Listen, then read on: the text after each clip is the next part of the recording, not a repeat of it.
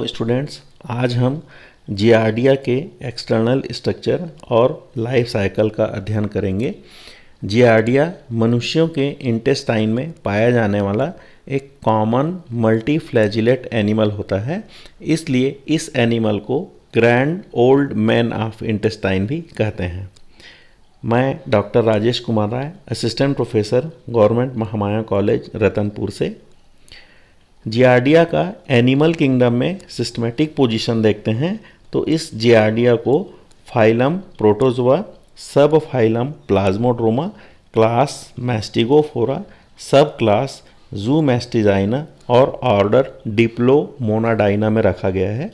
इस एनिमल के कई स्पीसीज होते हैं, लेकिन हमने अध्ययन के लिए जिस स्पीसीज का चयन किया है वो स्पीसीज का नाम है लैम्बलिया। जियार्डिया का हैबिट एंड हैबिटेट देखते हैं तो ये एनिमल कॉस्मोपॉलिटन होते हैं, अर्थात विश्व के सभी स्थानों पर पाए जाते हैं। इन एनिमल का प्राइमरी होस्ट मनुष्य होता है। मनुष्य के इंटेस्टाइन में भी ये सामान्यतः डियोडिनम और जेजुनम के अगले भागों में पैरासाइट के रूप में पाए जाते हैं। मनुष्यों के अलावा ये अन्य दूसरे एनिमल्स में भी परजीवी के रूप में पाए जाते हैं, जैसे frog, rate, rabbit, Guyana pig और कैट। ये अपने जीवन चक्र में दो अवस्थाओं में पाए जाते हैं। एक इनका एडल्ट अवस्था जो होता है, उस एडल्ट अवस्था को ट्रोफोजॉइड कहते हैं, और दूसरी इसकी ट्रांसमिसिव स्टेज होती है। इस ट्रांसमिसिव स्टेज को हम इनसिस्टेड स्टेज भी कहते हैं। ये मनुष्यों में एक डिजीज़ प्रोड्यूस करता है, उस डिजीज़ को डायरियल डिजीज़ या जियार्डिएसिस कहते हैं। ये अपने जीवन चक्र में दो अवस्थाओं में पाए जाते हैं। एक एडल्ट अवस्था जिसको हम ट्रोफोजॉइड कहते हैं। सबसे पहले हम ट्रोफोजॉइड का अध्ययन करते हैं।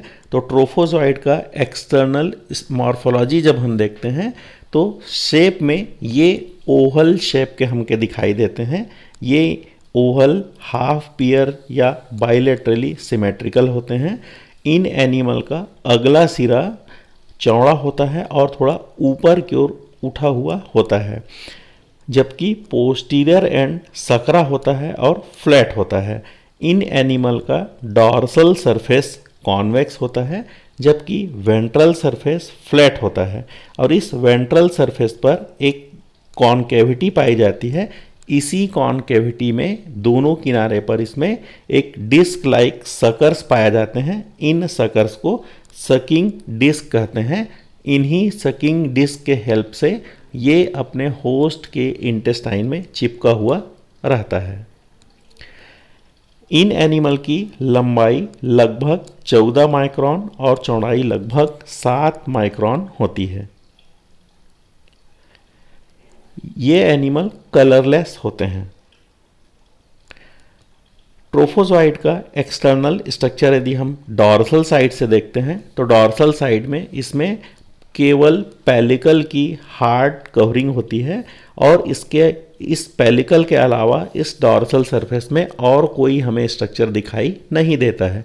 जब हम इसी एनिमल का वेंट्रल सरफेस देखते हैं तो वेंट्रल सरफेस को देखने पर यह वेंट्रल सरफेस बाहर की तरफ से एक हार्ड प्रोटेक्टिव कवरिंग से घिरा होता है। इस हार्ड प्रोटेक्टिव कवरिंग को हम पेलिकल कहते हैं। पेलिकल के अंदर एक फ्लूइड होता है, उस फ्लूइड को हम साइटोप्लाज्म कहते हैं। साइटोप्लाज्म दो सब लेयर्स में डिवाइडेड होता है। एक बाहर का गाढ़ा लेयर जिसे हम एक्टोप्लाज्म कहते हैं, और अंदर का पतला लेयर जिसे हम एंडोप्लाज्म कहते हैं। एंडोप्लाज्म को जब हम ध्यान से देखते हैं तो इस एंडोप्लाज्म में छोटी बड़ी कई संरचनाएं दिखाई देती हैं।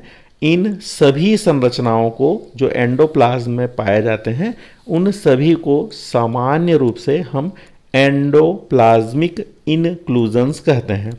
एंडोप्लाज्मिक इनक्लूजन्स में सबसे पहले इसमें बीचों बीच 3 छोटे छोटे ग्रैन्यूल्स पाए जाते हैं। इन ग्रैन्यूल्स को हम बेसल ग्रैन्यूल्स कहते हैं। बेसल ग्रैन्यूल के दोनों किनारे पर दो न्यूक्लियाई दिखाई देते हैं। दोनों न्यूक्लियस आपस में एक थ्रेड लाइक स्ट्रक्चर के द्वारा जुड़े होते हैं।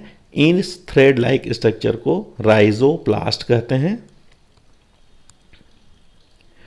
बॉडी के बीचों बीच दो ओवल शेप के स्ट्रक्चर्स पाए जाते हैं जिसे हम एक्सोस्टाइल कहते हैं। और बॉडी के लगभग पोस्टीरियर एंड पर एक इलॉन्गेटेड या बाइलोब्ड स्ट्रक्चर पाया जाता है। इस इलॉन्गेटेड और बाइलोब्ड स्ट्रक्चर को पैराबेसल बॉडी कहते हैं। इसकी बॉडी के वेंट्रल सरफेस पर कुल 8 फ्लैजिला पाए जाते हैं। ये फ्लैजिला की पोजीशन के आधार पे फ्लैजिला को विभिन्न नाम दिया गया है।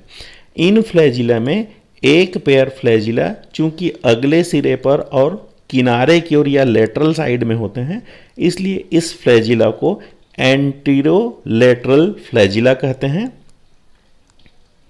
एंटीरोलेटरल फ्लैजिला के ठीक पीछे एक पेयर और फ्लैजिला होते हैं।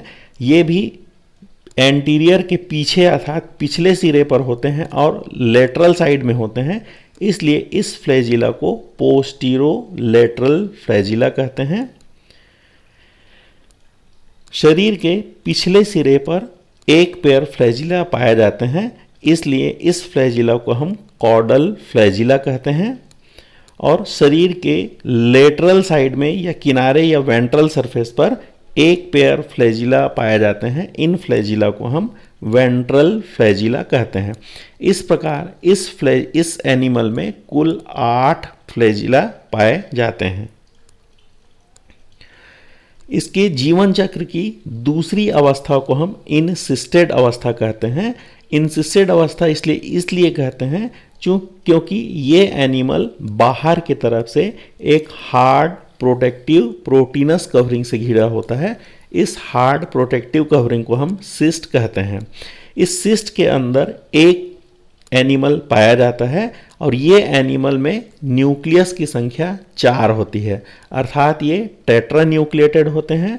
और चूंकि ये सिस्ट के अंदर उपस्थित होता है, इसलिए इस स्टेज को हम टेट्रा न्यूक्लिएटेड इनसिस्टेड स्टेज भी कहते हैं।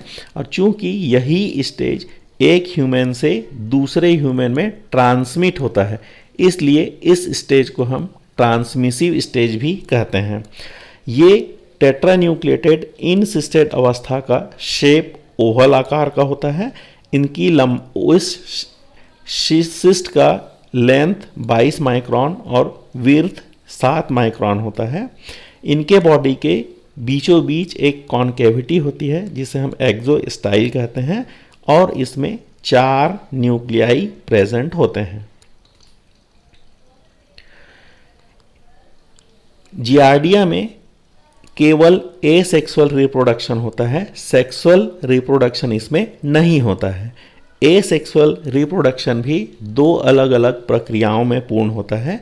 एक लॉन्गिट्यूडिनल बाइनरी फिजन, जब सामान्य अवस्था होगी, फेवरेबल कंडीशन होता है, तो उस फेवरेबल कंडीशन में इस एनिमल में लॉन्गिट्यूडिनल बाइनरी फिजन होता है।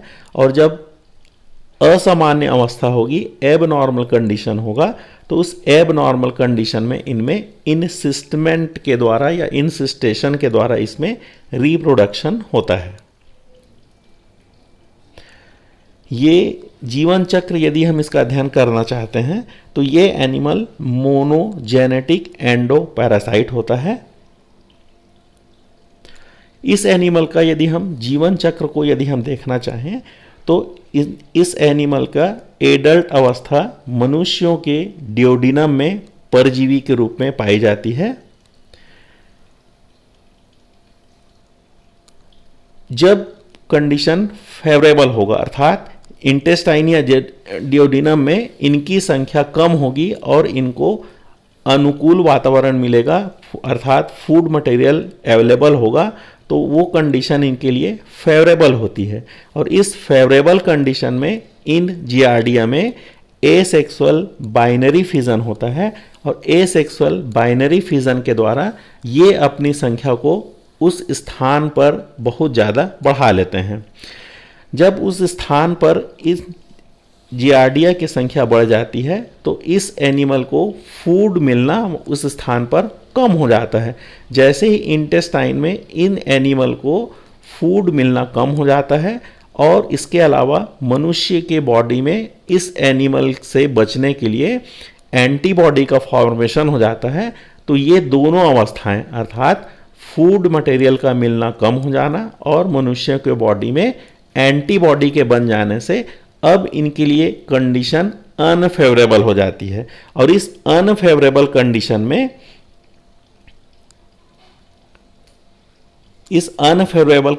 में ये एनिमल अपने चारों ओर एक हार्ड प्रोटेक्टिव कवरिंग का फॉर्मेशन कर लेते हैं और इस हार्ड प्रोटेक्टिव कवरिंग के बन जाने से ये एनिमल सिस्ट के अंदर अर्थात इनसिस्टेड अवस्था में बदल जाते हैं। इनसिस्टेड अवस्था में आने के बाद इस एनिमल में केवल न्यूक्लियर डिवीजन होता है और इस न्यूक्लियर डिवीजन होने से इस एनिमल के अंदर 4 न्यूक्लियाई बन जाते हैं। और चूंकि इस स्टेज में एनिमल के पास 4 न्यूक्लियस होते हैं और सिस्ट के ये अंदर होता है, इसलिए इस स्टेज को टेट्रा न्यूक्लिएटेड इनसिस्टेड स्टेज कहते हैं। ये टेट्रा न्यूक्लिएटेड इनसिस्टेड स्टेज का आगे का विकास अब पहले मनुष्य के बॉडी के अंदर नहीं होता है। ये जो इनसिस्टेड अवस्था है, ये इनसिस्टेड अवस्था इंटेस्टाइन से निकलकर पहले मनुष्य के वेस्ट फूड मटेरियल में मिक्स हो जाता है और वेस्ट फूड मटेरियल के साथ ये टेट्रा न्यूक्लिएटेड इनसिस्टेड अवस्था पहले मनुष्य के बॉडी से बाहर आ जाता है। बाहर आने के बाद ये टेट्रा न्यूक्लिएटेड इनसिस्टेड अवस्था इन्वायरमेंट में आ जाता है और इन्वायरमेंट में आने के बाद यही टेट्रा न्यूक्लिएटेड इनसिस्टेड अवस्था अब दूसरे मनुष्य में ट्रांसमिट होता है, इसलिए इस स्टेज को हम ट्रांसमिसिव स्टेज भी कहते हैं। और एक मनुष्य से दूसरे मनुष्य में इस टेट्रा न्यूक्लिएटेड इनसिस्टेड अवस्था का ट्रांसमिशन 4 अलग अलग प्रक्रियाओं के द्वारा होता है। एक कंटामिनेटेड एयर के द्वारा, दूसरा कंटामिनेटेड वाटर के द्वारा, तीसरा कंटामिनेटेड सॉयल के द्वारा और चौथा कोप्रोफेगस एनिमल्स के द्वारा।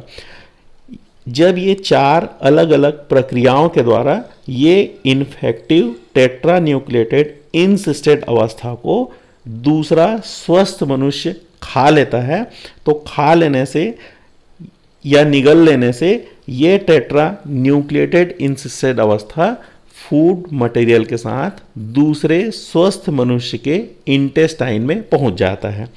जैसे ही इंटेस्टाइन में ये इनसिस्टेड अवस्था पहुंचती है तो इनसिस्टेड अवस्था जैसे ही इंटेस्टाइन में पहुंचती है तो इंटेस्टाइन में ट्रिप्सिन एंजाइम आकर इसमें फूड मटेरियल में मिलती है। तो इस फूड मटेरियल के साथ उपस्थित टेट्रा न्यूक्लिएटेड इनसिस्टेड अवस्था का सिस्ट भी डिजॉल्व हो जाता है और जैसे ही सिस्ट डिजॉल्व होती है तो ये टेट्रा न्यूक्लिएटेड इनसिस्टेड अवस्था अब इंटेस्टाइन में फ्री हो जाता है और इंटेस्टाइन में इस टेट्रा न्यूक्लिएटेड इनसिस्टेड अवस्था का सिस्ट से बाहर निकलने की प्रक्रिया को हम एक्ससिस्टेशन कहते हैं।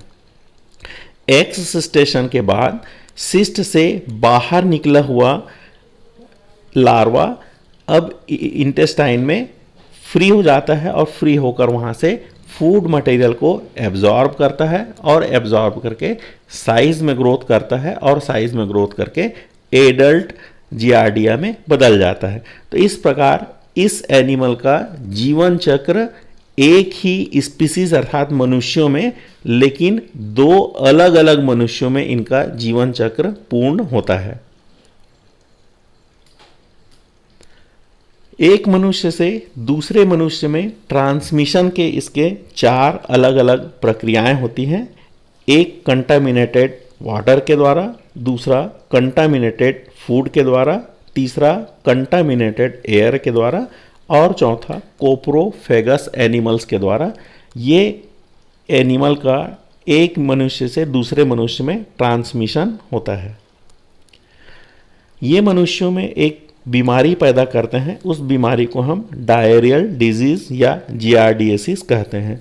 जियार्डिएसिस के यदि हम लक्षण देखना चाहें, इस जियार्डिएसिस के कारण इन्फेक्टेड मनुष्यों में लूज मोशन होता है और इस लूज मोशन के साथ साथ इरिटेटिव इफेक्ट होता है।